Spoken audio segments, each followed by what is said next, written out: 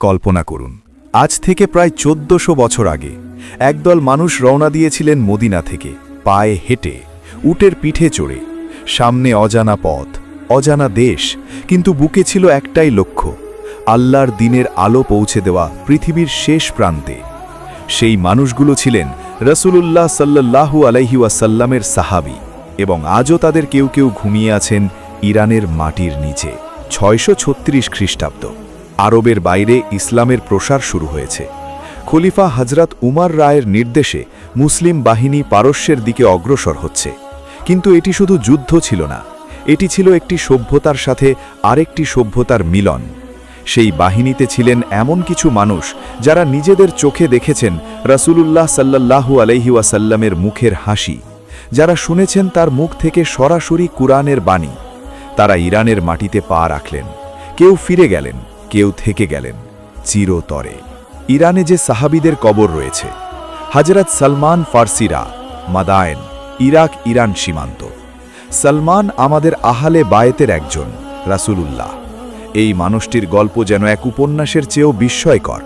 জন্ম ইরানের ইস্পাহানে, ছিলেন অগ্নিপূজক পরিবারের সন্তান, কিন্তু ছোটবেলা থেকেই মনে ছিল এক অদ্ভুত অস্থিরতা। সত্য ধর্ম কোনটি? এই প্রশ্নের উত্তর খুঁজতে তিনি ঘর ছেড়েছেন, দেশ ছেড়েছেন, খ্রিস্টান পাদ্রির কাছে শিক্ষা নিয়েছেন, দাসত্ব সহ্য করেছেন, এবং অবশেষে মদিনায় পৌঁছে রাসূলুল্লাহর মুখ দেখামাত্র বলেছিলেন, এটাই সেই চেহারা যার কথা আমাকে বলা হয়েছিল। খন্দকের যুদ্ধে তিনিই দিয়েছিলেন পরীক্ষা খোঁড়ার অসাধারণ পরামর্শ। রাসূল সাল্লাল্লাহু আলাইহি ওয়াসাল্লাম বলেছিলেন, সালমান আমাদেরই একজন।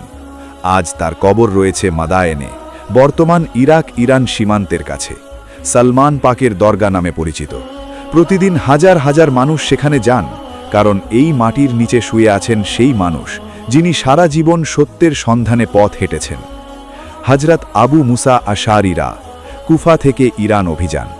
ইয়েমেনের সন্তান, কিন্তু ইসলামের ডাকে ছুটে এসেছিলেন আরবে। রাসূল তাকে পাঠিয়েছিলেন ইয়েমেনে গভর্নর হিসেবে। তার মধুর কণ্ঠে কুরআন তিলাওয়াত শুনে রাসূল একবার বলেছিলেন, তোমাকে দাউদ আলাইহিস সালামের সুর দেওয়া হয়েছে।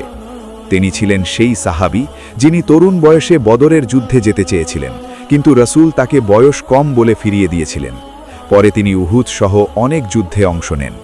ইসলামের প্রসারের সময় তিনি পারস্যে আসেন এবং রাই শহরে, বর্তমান তেহরানের নিকটবর্তী, তার মৃত্যু হয়।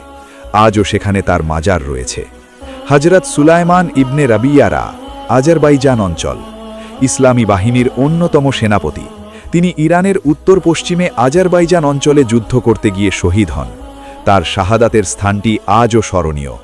হযরত উজায়ফা ইবনে ইয়ামানরা, মাদায়েন, রাসূলুল্লাহর বিশেষ বিশ্বস্ত সাহাবী। তাকে বলা হতো রাসূলুল্লাহর গোপনীয়তার ধারক, কারণ রাসূল কেবল তাকেই মুনাফিকদের নাম বলেছিলেন। তিনিও ইরান অঞ্চলে ইসলামের প্রচার করেন এবং সেখানেই ইন্তেকাল করেন। একবার ভাবুন, এই মানুষগুলো পারতেন মদিনায় থাকতে, রাসূলের রওজার পাশে থাকতে, আরামদায়ক জীবন কাটাতে, কিন্তু তারা বেছে নিলেন অজানা পথ। মরুভূমি পেরিয়ে, পাহাড় ডিঙিয়ে ইরানের মাটিতে পা রাখলেন, কারণ একটাই, রাসূল সাল্লাল্লাহু আলাইহি ওয়াসাল্লাম বলেছিলেন, দিনের দাওয়াত পৌঁছে দাও, একটি আয়াত হলেও।